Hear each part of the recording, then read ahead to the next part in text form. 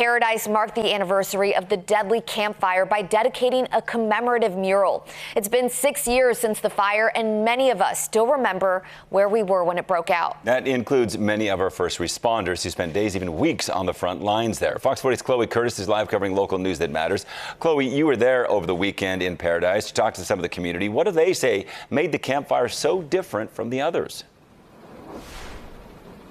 People say just how fast the situation changed that morning. Some survivors were able to pack their cars while others had to leave with just the clothes on their back. And for first responders, they still remember the smell of smoke in the air that day, as well as the orange haze across Northern California. I lived in Chico at the time. I still vividly remember that. But more so, they say that this fire was unlike anything they'd seen in their careers before that day and still to this day.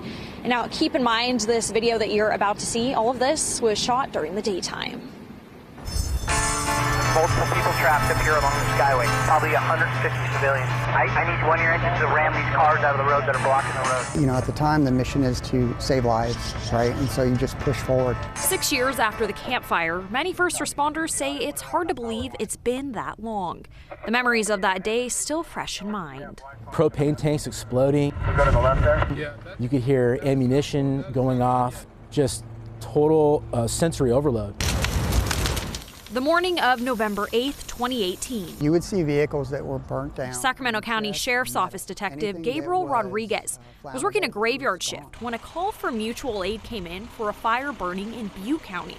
A fire that ultimately forced more than 27,000 people to run from their homes. We responded to that request, driving an emergency status all the way up to Magalia and Paradise. I was walking into the restaurant. Sergeant Travis Ehlers was off that day, headed out to grab a bite to eat with friends. Structure defense is not the priority right now. But when the call for help came in, I just turned around back to the car and texted my buddies and let them know I was going to make it that night. Went back to the house and packed a bag. I wasn't even sure what I really needed when we got to the fairgrounds.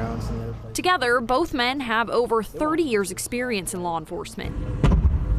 At the time, neither could know that they were headed toward California's deadliest and most destructive wildfire in history. When we pulled into the command post, you could see active fire around the command post. I've been to plenty of fires in my career.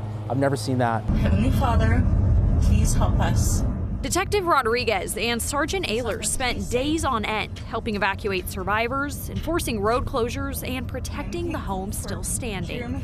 A lesson learned by both men in 2018 that they still carry with them in 2024 is the value of preparation and leadership. Although I don't live in a mountainous community, it is something to be prepared, something to have communication, something to be aware of. And as far as law enforcement, have the tools ready to go. So when you do have a call to assist a community, we're able to respond as quickly as possible. At that intersection of Fur. Law enforcement and firefighters from across the state and country came to help, including 90 firefighters from the Sacramento Metropolitan Fire District. I've been on so many fires now. Battalion Chief Chris Vestal still remembers the win that Thursday morning in November. And I remember standing out there thinking, God, this is bad. This is really going to be a bad day if anything starts. And all of a sudden, my phone starts lighting up with these notifications that there was a fire up in Butte and Paradise. Seasoned firefighters like Vestal knew it wasn't going to be pretty from the get-go. Our helicopter deployed really early and sent back some videos. And it was really just a sobering moment where I think all of us that were still here said, wow, this is going to be one of those career fires. This is going to be historic.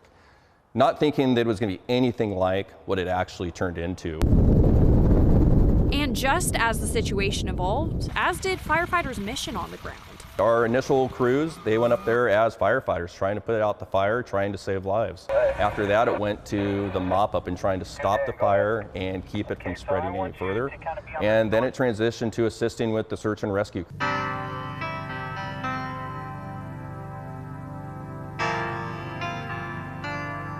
Out of tragedy, Vestal says the campfire brought thousands of firefighters, law enforcement, and first responders together, a bond that's carried on since. In the 6 years since, we're continuing to respond to large fires. A lot of the people that was one of our first fires and first time working together, we've now taken that and built a bond so that when we respond to the next fire and some of the other larger incidents throughout the state, it's automatic mode.